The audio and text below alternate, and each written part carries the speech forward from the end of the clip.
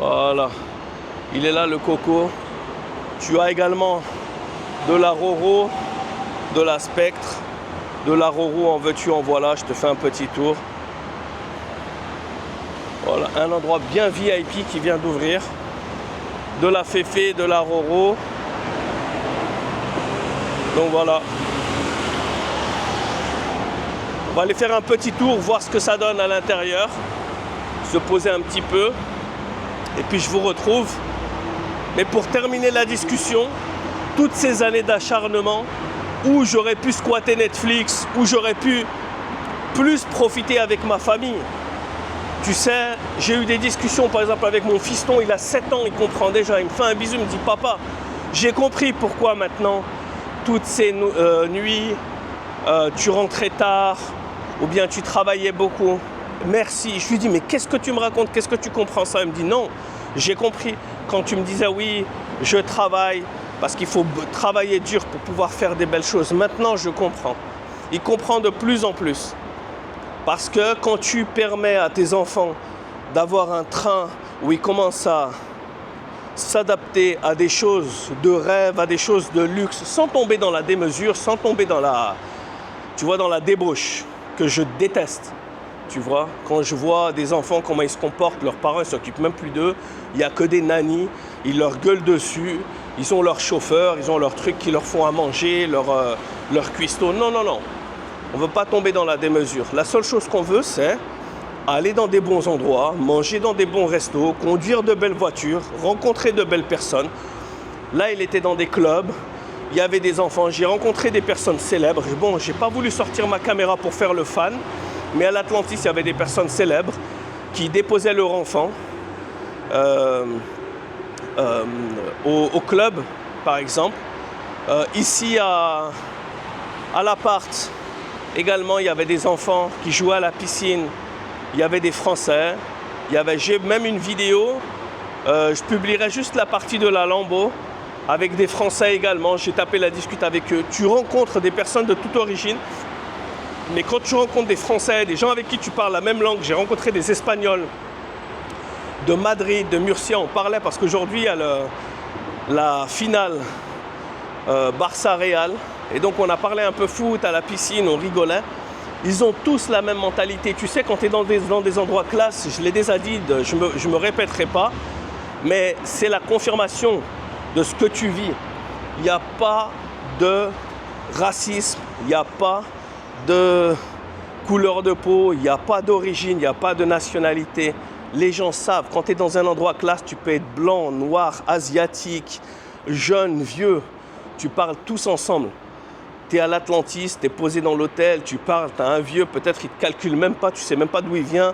Tu vois leur montre qu'ils ont au poignet, tu t'imagines que c'est des gens qui sont très respectés. Ils sont dans un hôtel, ils te voient, ils ne se posent pas de questions. Ils tapent la discute, ils veulent rigoler, tu es posé au café.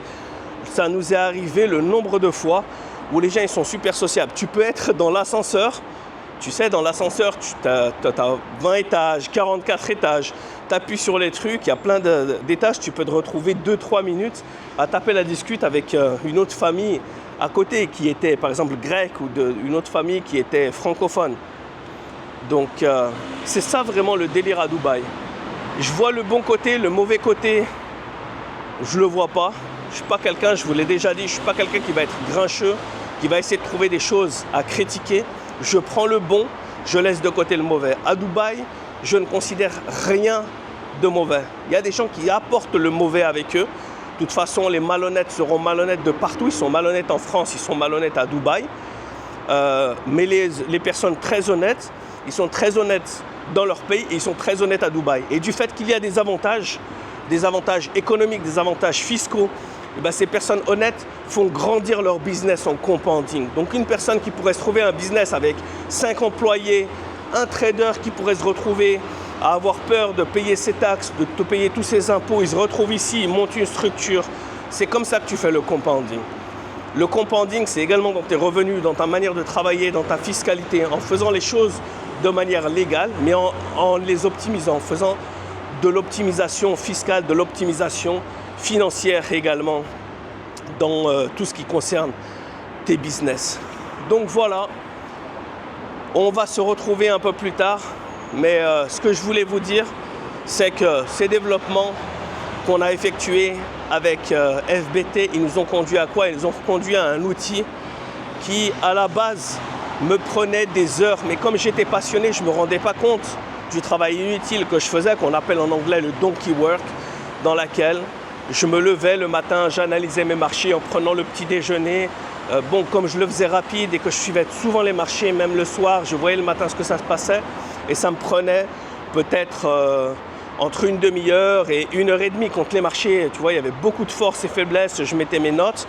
Il y avait beaucoup de devises, peut-être ça me prenait quasiment 2 heures le matin, de 8 heures par exemple jusqu'à 10 heures. Et après, moi, ça ne me posait aucun problème. Mais maintenant, le fait que ça me prenne 5 minutes, ça me rend compte que je peux faire quelque chose d'autre de productif.